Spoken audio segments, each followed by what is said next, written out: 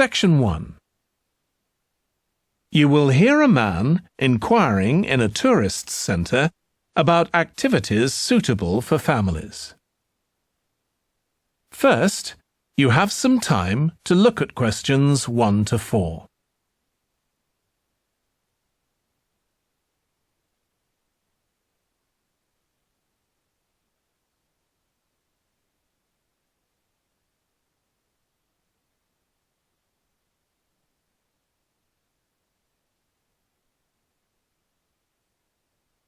You will see that there is an example that has been done for you. On this occasion only, the conversation relating to this will be played first. Hi, can I help you? I'd like to find out if you have any excursions suitable for families. Sure. How about taking your family for a cruise? We have a steamship that takes passengers out several times a day. It's over 100 years old. The cruise takes place on a steamship. So steamship has been written in the space. Now we shall begin. You should answer the questions as you listen because you will not hear the recording a second time. Listen carefully and answer questions 1 to 4. Hi, can I help you? I'd like to find out if you have any excursions suitable for families. Sure. How about taking your family for a cruise? We have a steamship that takes passengers out several times a day. It's over 100 years old. That sounds interesting. How long is the trip? About an hour and a half. And don't forget to take pictures of the mountains. They're all around you when you're on the boat and they look fantastic. Okay. And I assume there's a cafe or something on board? Sure. How old are your children? My daughter's 15 and my son's 7. Right. Well, there are various things you can do once you've crossed the lake to make a day of it. One thing that's very popular is a visit to the country farm. You're met off the boat by the farmer and he'll take you to the holding pens where the sheep are kept. Children love feeding them. My son would love that. He really likes animals. Well, there's also a 40-minute trek round the farm on a horse if he wants.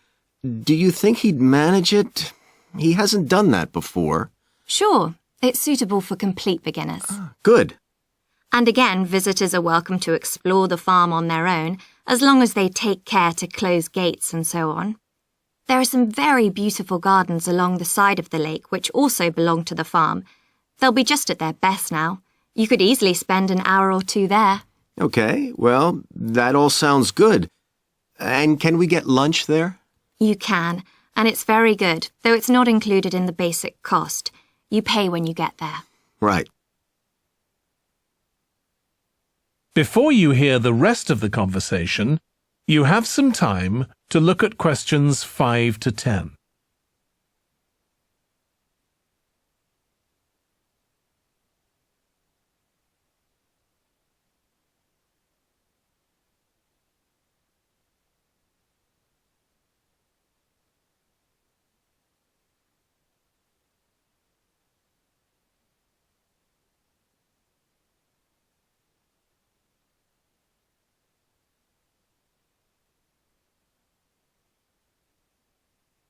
Now listen and answer questions 5 to 10.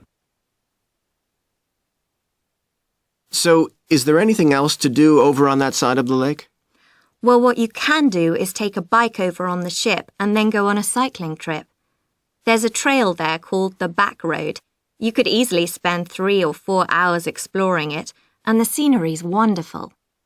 They'll give you a map when you get your ticket for the cruise. There's no extra charge. What's the trail like in terms of difficulty? Quite challenging in places. It wouldn't be suitable for your 7-year-old. It needs someone who's got a bit more experience.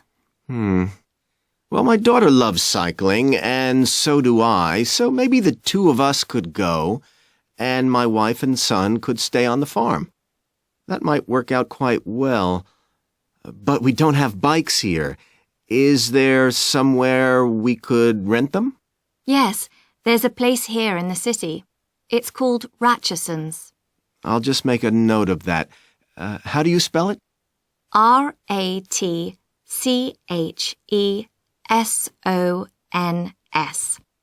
It's just by the cruise ship terminal. Okay. You'd also need to pick up a repair kit for the bike from there to take along with you, and you'd need to take along a snack and some water. It'd be best to get those in the city. Fine. That shouldn't be a problem. And I assume I can rent a helmet from the bike place. Sure, you should definitely get that. It's a great ride, but you want to be well prepared because it's very remote. You won't see any shops round there or anywhere to stay, so you need to get back in time for the last boat. Yeah. So what sort of prices are we looking at here? Let's see. That'd be 1 adult and 1 child for the cruise with farm tour. That's $117, and an adult and a child for the cruise only, so that's $214 altogether. Oh, wait a minute. How old did you say your daughter was? 15. Then I'm afraid it's $267 because she has to pay the adult fare, which is $75, instead of the child fare, which is $22. Sorry about that. That's okay. So how do we find out? That is the end of section 1.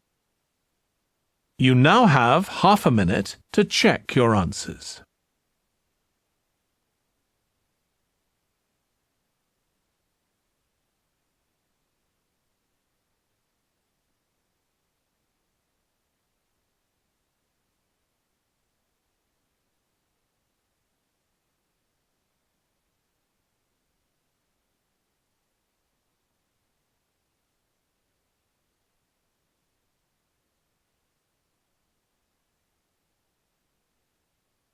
Now turn to section 2.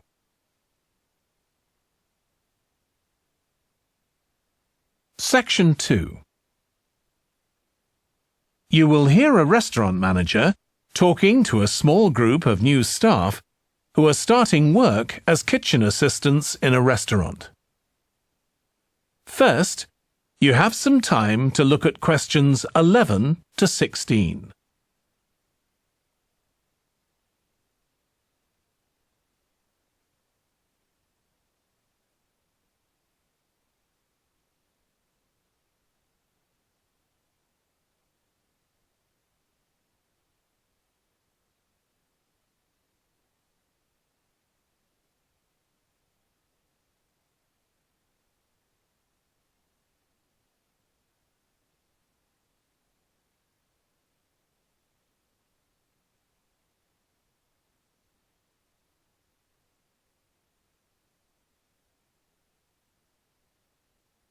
Now listen carefully and answer questions 11 to 16.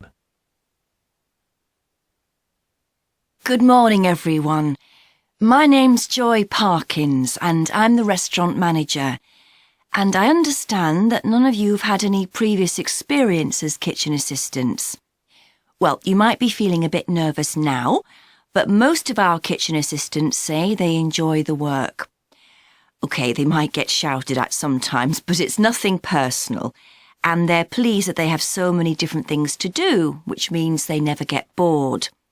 And I'll tell you straight away that if you do well, we might think about moving you up and giving you some more responsibility. Right, well, you've all shown up on time, which is an excellent start. Now, I'm glad to see none of you have unsuitable footwear, so that's good. You need to be careful as the floors can get very wet and slippery. Those of you with long hair have got it well out of the way, but some of you'll need to remove your rings and bracelets. Just put them somewhere safer today, and remember to leave them at home tomorrow, as they can be a safety hazard. Now, it's going to be a busy day for you all today. We don't have any tables free for this evening and only a few for lunch. Fortunately, we've got our head chef back. He was away on holiday all last week, which meant the other chefs had extra work. Now, I'll tell you a bit more about the job in a minute, but first some general regulations. For all of you, whatever your age, there's some equipment you mustn't use until you've been properly trained, like the waste disposal system, for example, for health and safety reasons. Then I think there are 2 of you here who are under 18. That's Emma and Jake, isn't it? Right, so for you 2, the meat slicer is out of bounds, and of course none of you are allowed to use the electric mixer until you've been shown how it works. Now, you may have heard that this can be a stressful job, and I have to say that can be true. You'll be working an 8-hour day for the first week, though you'll have the chance to do overtime after that as well if you want to. But however long the hours are, you'll get a break in the middle. What you will find is that you're on your feet all day long, lifting and carrying. So, if you're not fit now, you soon will be. You'll find you don't have much chance to take it easy. When someone tells you to do something, you need to do it straight away. But at least we do have a very efficient air conditioning system compared with some kitchens. Before you hear the rest of the talk, you have some time to look at questions 17 to 20.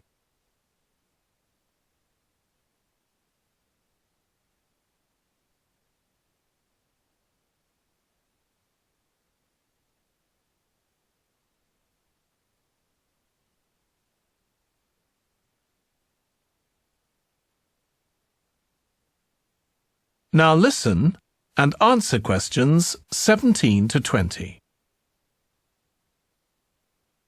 Now, let me tell you about some of the people you need to know.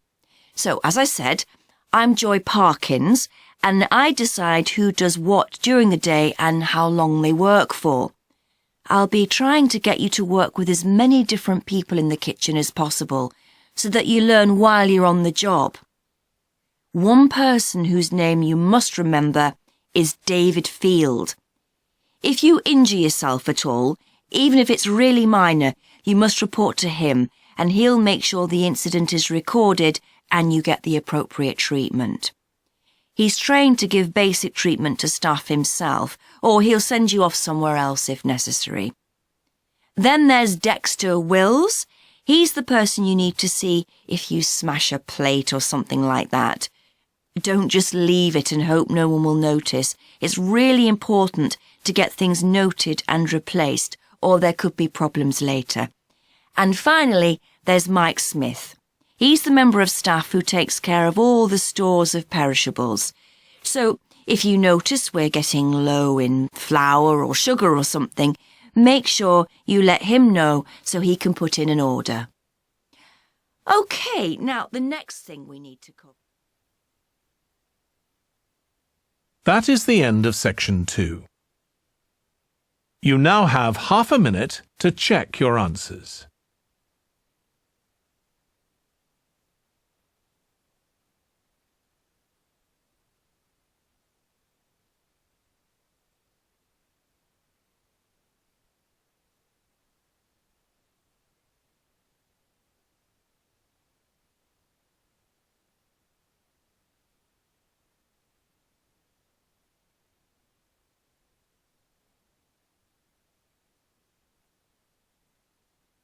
Now turn to section 3.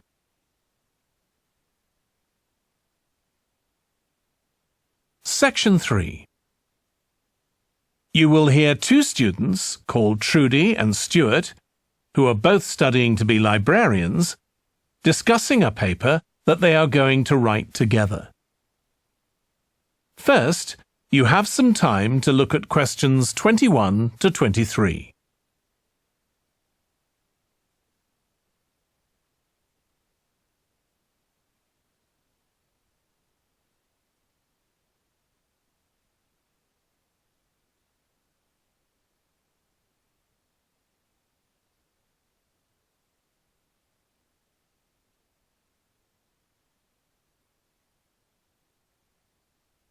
Now listen carefully and answer questions 21 to 23. OK, Stuart, we need to start planning our paper on public libraries. Have you thought of an angle yet? Well, there's so much we could look into. How libraries have changed over the centuries, for instance, or how different countries organise them. What do you think, Trudy? Maybe we should concentrate on this country and try and relate the changes in libraries to external developments, like the fact that far more people can read than a century ago, and that the local population may speak lots of different languages. We could include something about changes in the source of funding too. Yes, but remember we're only supposed to write a short paper, so it's probably best if we don't go into funding in any detail. Right. Well, shall we just brainstorm a few ideas to get started? OK. We obviously need to look at the impact of new technology, particularly the internet. Now that lots of books have been digitalised, people can access them from their own computers at home. And if everyone did that, libraries would be obsolete. Yes. But the digitalised books that are available online for free are mostly out of copyright, aren't they? And copyright in this country lasts for 70 years after the author dies.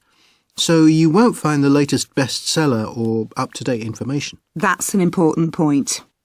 Anyway, I find it hard to concentrate when I'm reading a long text on a screen. I'd much rather read a physical book.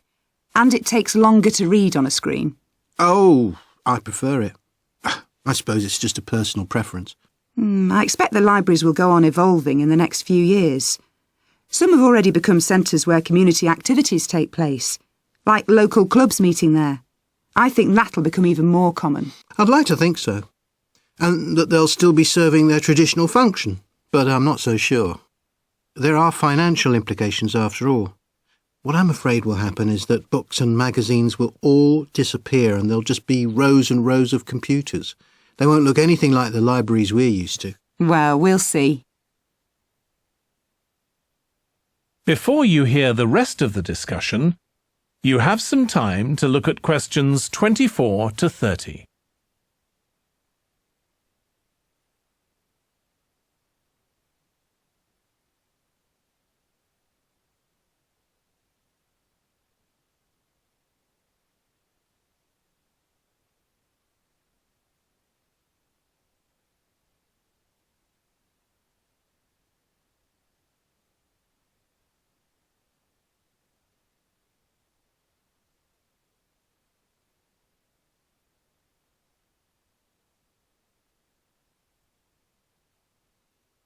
Now listen and answer questions 24 to 30.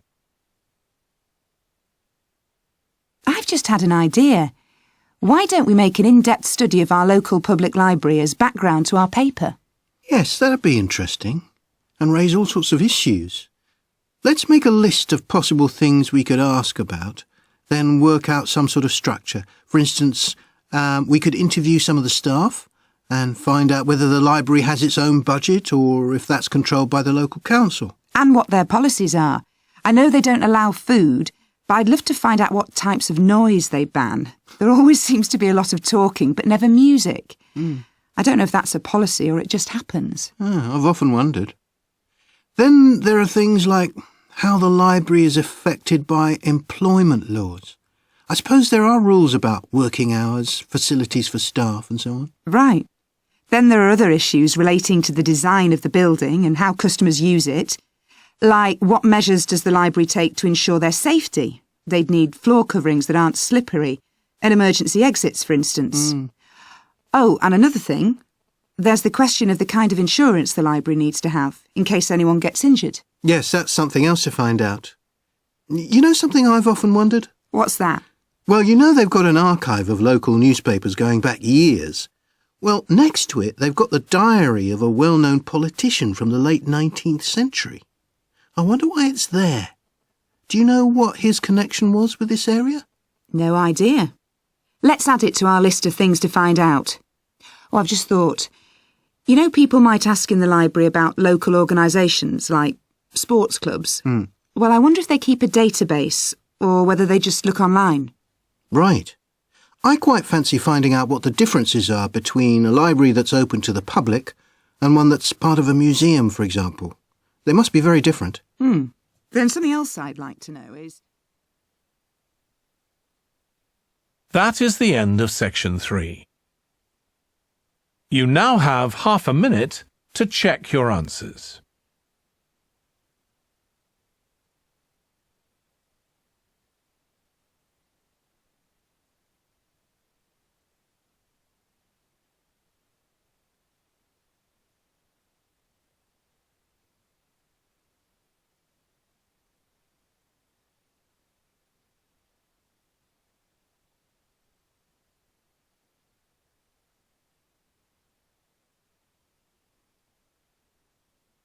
Now turn to Section 4.